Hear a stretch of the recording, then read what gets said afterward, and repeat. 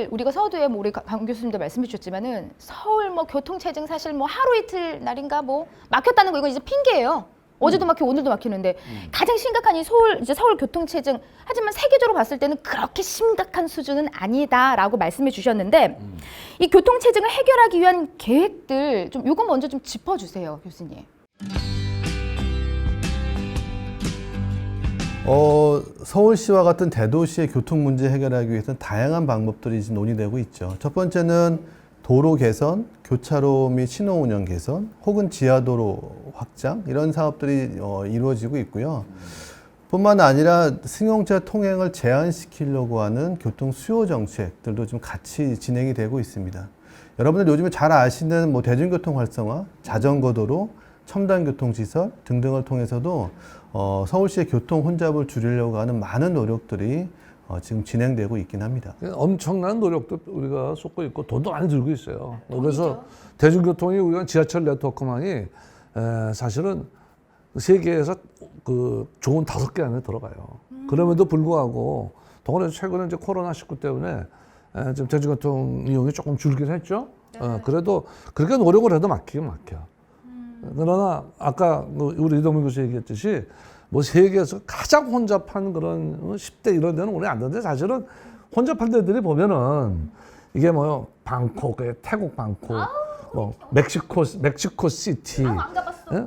뭐 중국에 있는 그 뭐 도시들, 그러니까 사실은 뭐 인도네시아 자카르타, 그러니까 진짜 선진국 다운 도시에서 엄청나요, 더? 복잡한 거로 치면 우리나라도 손 꼽는 거지. 그럼 1등이 어디? 1등이 어디? 1등이 복잡 1등. 방콕? 태국 방콕이고요. 왜 그런 거야, 걔네들? 일단 우리나라만큼의 교통 시설과 서비스 확충이 안 돼 있는 거죠. 차는 많고 매연 엄청 심하고. 그래서 이제 우리는 사실은 뭐 아주 극심한 것보다는 낫다고 하지만 그러나 우리가 생각하는 뭐 유럽에 있는 독일 뭐 파리 그다음에 아까 얘기했던 보스턴 그러니까 개발 그런 데 비해서는 우리는 사실 많이 막히는 셈이에요. 그죠? 그래서 그만 아까 우리 이동민 교수께서 이제 그 지하 도시 지하 뭐 삼성역 지하도로 얘기를 했는데 이게 우리 삼성역은 이게 만들어지면 내가 보기에는 아주 라다박스 못지않은 좋은 게 될 것 같아요. 왜냐하면 이게 이제 지하로 그 광역철도가 GTX라고 하는 광역철도가 막 지나고 지하철 다 지나고 버스 다 지나고 자동차 다 통과하고 그 양쪽 옆으로 우리 그 삼성역에 보면 지금 그 지하에 그 지하 쇼핑센터 있잖아요. 엄청 큰 지하 도시가 만들어져. 와, 아니 그럼 이 시점에서 교수님 들으면 들을수록 이 지하도로 건설이요. 이건 꼭 필요한 거죠? 왜냐하면 그 대도시의 도시의 공공부지가 너무 확보하기가 어렵잖아요. 그렇지만 도로라고 하는 것은 이미 확보된 공공부지이고 전체 도시의 우리 국토의 한 1%에 해당하는 곳이 도로거든요. 그러면 이미 확보된 도로를 입체적으로 활용해야지만 여러 가지 서비스를 도시민들에게 제공할 수 있기 때문에 입체적인 도로 공간 활용은 반드시 이루어져야 될 것으로 보입니다. 그다음에 우리가 삼성역 거기 봐요. 요즘 그 큰 그 이 입체 TV 화면 있죠. 네? 거기가 막 파도도 몰아치고 뭐 앞에 있는 기존에 차가 다니는 그 넓은 공간은 전부 시민들의 놀이 공간과 휴식 공간으로 만들어지는 거로 지금 그렇게 계획되어 있죠. 네. 완전 녹지와 공원으로 조성이 되어 있고요. 아니 정말 이제는 자동차 중심이 아니고요, 교수님. 정말 사람들이 살기 좋은 이렇게 인프라가 지금 형성이 되고 있는 거예요. 너무나 설레이는. 우리는 정말 너무나 그동안 이 자동차 속에서 살고 있었어요. 그러니까. 그리고 딱 고차가 된 도시구간을 사는데 여의도 광장 못지않은 그런 큰 그 도로 광장이 영종대로 삼성역 일대에 만들어지는 거거든요. 자, 그래서 조금 더 우리가 좀 희망을 갖기 위해 가지고 그 프랑스 라데팡스 얘기를 조금만 좀 더 좀 얘기해 줘 보세요. 과연 그게 어떻게 그 만들어져서 사람들한테 호응을 받게 되는지. 그 프랑스의 라데팡스는 사실은 파리에 속해 있는 곳은 아니고요. 파리 외곽에 하나의 자그마한 도시를 만들기 시작했던 계획이었고. 파리 왜예요? 그 행정구역으로는 이제 바깥입니다. 파리 도심에서 한 6km 정도 떨어져 있는 곳에 대규모 부도심을 이제 개발하는 단계에서 파리에 있는 도시고속도로망과 철도망, 버스터미널, 도로를 다 지하화하고 그 지상이 한 2, 3층 되는 높이로서 지상부는 완전히 다 사람만 다닐 수 있는 곳으로 만든 곳이어서요. 도시계획적이나 교통에서 아주 그 중요한 의미를 가지고 있는 곳이죠. 결과적으로 그 확보된 지상 공간을 도시민의 활동과 그 다음에 쾌적한 도시 공간을 창출하는데 쓰여졌다. 아주 효과적인 사례입니다. 우리가 얘기하는 삼성역 영동도로에 이제 그렇게 만들어지는 거죠. 근데 지하에 있다 그러면은 좀 담배 씨는 어때요? 지하에서 이렇게 막 움직이고 그러면 어떨 것 같아? 상관없어. 어차피 뭐 이동하는 그래도 근데 지하 도시도 좀 있고 그러면 사람들이 너무 지하로 들어가고 뭐 지상에도 있게 됐지만. 하지만 뭐 엄마는 공간이 아니고 이동 공간이 상관없을 것 같은데 저는. 그래요? 예, 우리가 숨쉬고 쾌적한 공간은 뭐 워낙 지금 위에 더 많이 마련이 되어 있기 때문에 지금 뭐 파리 이야기를 하셨는데 캐나다 어디죠? 몬트리올 그 언더그라운드 시티 여기도 지금 대표적인 사례 아니에요? 그렇죠. 캐나다 몬트리올에 있는 언더그라운드 시티는 워낙 거기가 춥다 보니까 겨울에 도시민들이 활동하기가 어렵고요. 그래서 지하에 아주 큰 공간을 그 지하 공간을 만들어서 굳이 시민들이 지상으로 올라가지 않아도 모든 활동을 할 수 있는 공간을 지하에 만들어준 너무 대표적인 두더지처럼 사는 거 아닌가? 그럼 위에 바글바글 그냥 막 자동차 가고 막 그냥 꽉꽉 막히고 언제까지 막힐 거예요 세상이. 죄송해요 화냈네요. 저 어쨌든 네. 복합 공간 지하에 가장 큰 이게 지금 언더그라운드 시티라는 거죠. 세계에서 그 가장 큰 지하의 복합 공간이죠. 우리나라에 어때? 우리나라. 그러니까 삼성역.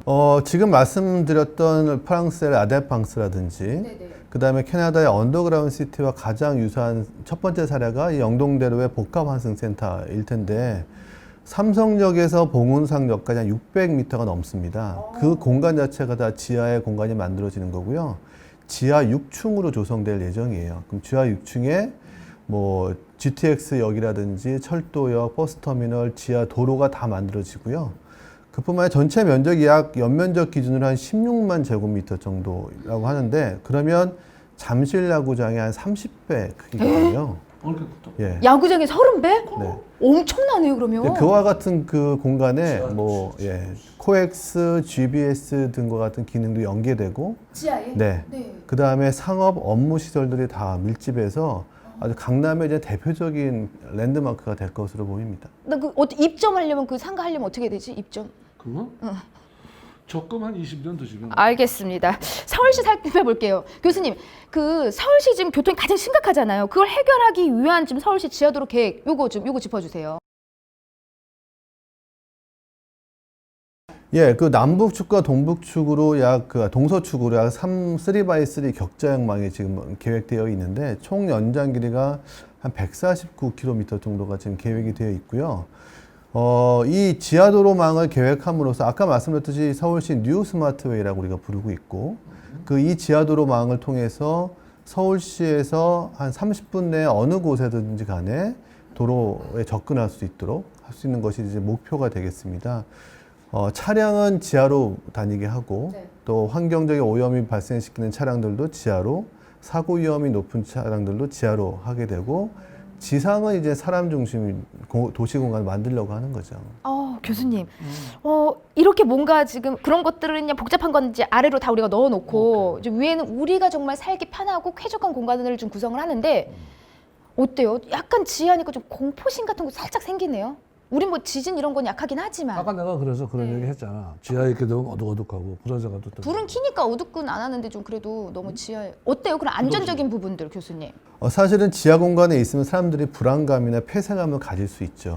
그래서 이 지하도로와 지하 공간을 만드는데 가장 중요한 것 중에 하나가 화재와 같은 상황에서 대피, 그 다음에 사람들의 답답함을 최소화시킬 수 있는 채광 조명 이런 것들에 대해서 가장 신경을 많이 쓰고 있고요.